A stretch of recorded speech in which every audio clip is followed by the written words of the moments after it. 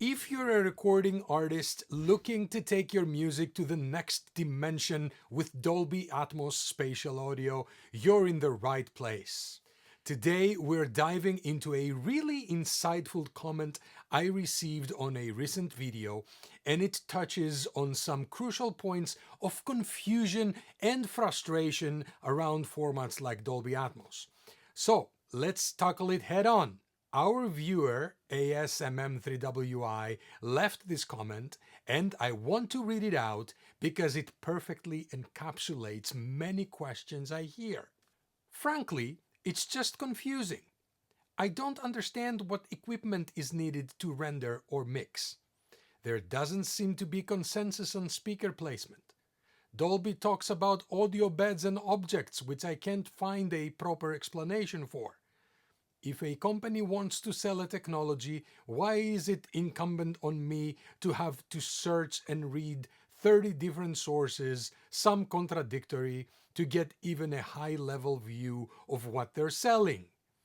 You don't have to know how to code or really do anything to use the world's most advanced AI, but Dolby can't manage to explain Atmos in a way that isn't ultra proprietary and doesn't require a steep learning curve?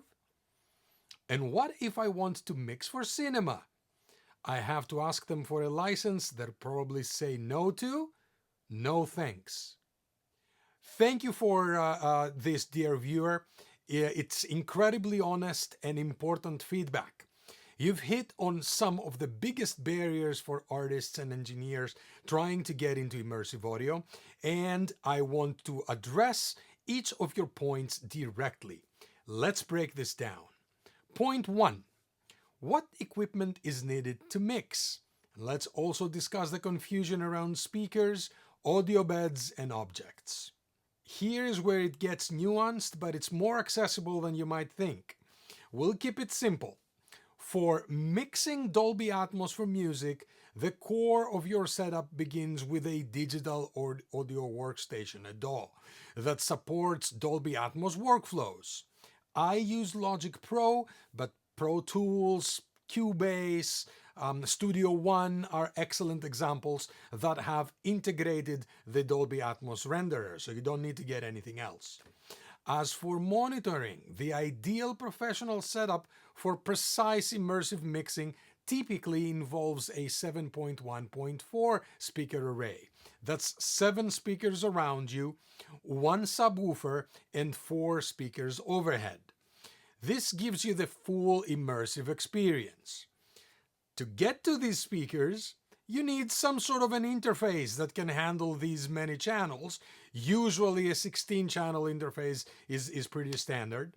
And a way to control that, meaning a monitoring solution, more often than not provided as software by the interface manufacturers themselves. I use Apogee Symphony MK2s, and their software handles all these duties gracefully. Placement.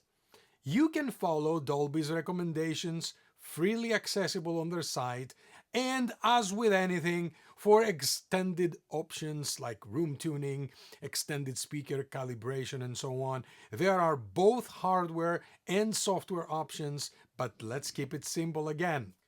Having said all this, it's important to understand you do not have to start there. You don't necessarily need the 7.1.4 system to get started. Many professional mixers begin or extensively use mixing and checking their work on headphones with the Dolby renderer's binaural monitoring. This allows you to get the immersive experience even in a small space, making the entry point much less intimidating. The beauty of Dolby Atmos is its scalability. One mix can adapt to playback correctly on various systems, from a full home theater to a soundbar or even just your regular pair of headphones. Now, let's clarify audio beds and objects.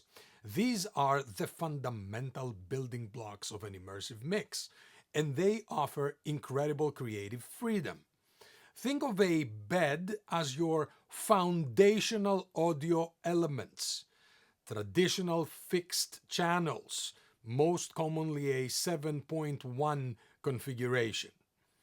These provide the consistent sonic environment. So elements like drums, bass, and some spatial elements like reverbs are often assigned to the bed, ensuring they're always present in those specific areas of the sound field. Then you have objects. These are individual sound elements, a lead vocal, a specific guitar riff, a percussive accent, that are not particularly tied to a fixed speaker location. Instead, you assign them position metadata, allowing you to place them precisely anywhere in the 3D space, moving from front to back, left to right, above the listener. The integrated Dolby Atmos renderer then intelligently plays these objects through the available speakers, maintaining their intended position and movement, regardless of the listener's playback system. This object-based approach is what makes Dolby Atmos so powerful and adaptable across a vast range of consumer devices. Point 2. Why is it incumbent on me to have to search and read 30 different sources and so on? And why is Atmos so proprietary and has a steep learning curve? Well, you've hit on a common frustration, and it's true that the initial learning curve for any new technology can feel steep, especially with something as revolutionary as immersive audio. Dolby Atmos, as a proprietary technology, does have specific guidelines and a structured ecosystem.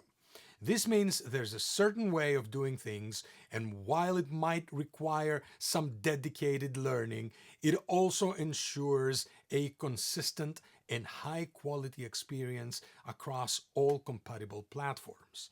The reason for this proprietary nature often comes down to quality control and assuring a premium listening experience.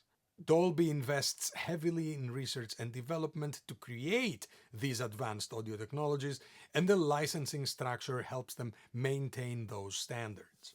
While it means you can't just do anything, it also means that when you deliver a Dolby Atmos mix, it's held to a certain standard that platforms and consumers trust.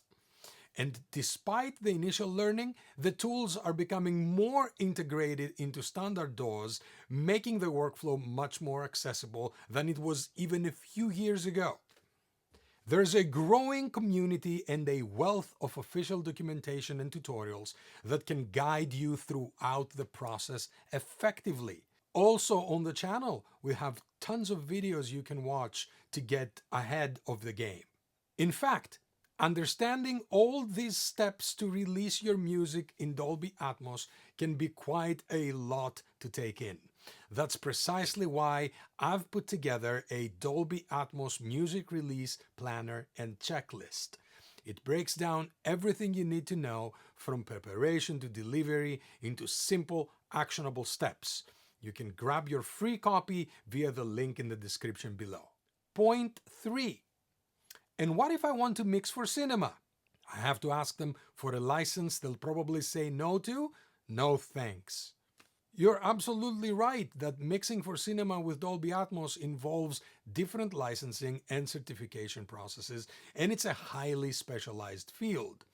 For most music artists, though, this isn't the primary path. For music, you're not dealing with cinema distribution licenses. Instead, you're delivering your Dolby Atmos music mix to music streaming services like Apple and Amazon and Tidal and others that support the format. Spotify, we're waiting for you. ASMM3WI, your confusion is totally understandable. The world of immersive audio can seem daunting with its jargon and proprietary systems. But for music, Dolby Atmos offers a clear path to delivering a premium, future-proof experience for your fans. By understanding the core concepts like beds and objects or 3D panning, and focusing on the music streaming ecosystem, you can absolutely bring your music into the immersive dimension. And immersive is not just Dolby Atmos. There are other immersive formats out there like Auro-3D and the latest open source newcomer backed by Google and Samsung, Eclipse Audio, which is currently the only way to get immersive audio to YouTube, which will be in full swing soon. Producing your music in immersive, regardless of the format, is what matters most. If you're finding this all a bit much and want a clear roadmap, don't forget to download your free Dolby Atmos music release planner and checklist using the link in the description below. What are your questions about immersive audio? Let me know in the comments below, and if you found this video helpful, I am sure you will love this one right here where I go over some must-know facts about Dolby Atmos for music.